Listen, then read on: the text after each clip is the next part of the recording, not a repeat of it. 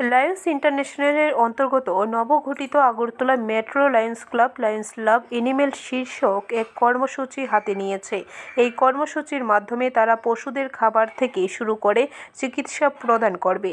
রবিবার আগরতলা শহরের জগন্নাথ বাড়িতে যান সংস্থার কর্মীরা। তারা এদিন জগন্নাথ বাড়ির গোশালায় থাকা গরুগুলিকে খাবার প্রদান করেন। আগরতলা মেট্রো লায়ন্স ক্লাবের সভাপতি নন্দ দুলাল পাল জানান, নবগঠিত আগরতলা মেট্রো লায়ন্স ক্লাব প্রথমবারের মতো লায়ন্স লাভ এনিম্যাল শীর্ষক কর্মসূচি হাতে নিয়েছে। এই কর্মসূচির মাধ্যমে পশুদের খাবার ও চিকিৎসা পরিষেবা প্রদান করা হবে।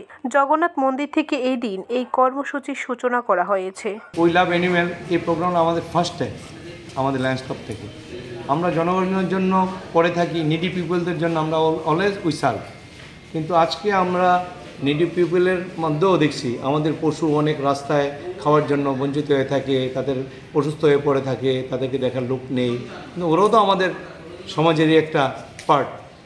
ব্যুরো রিপোর্ট, খবর ত্রিপুরা।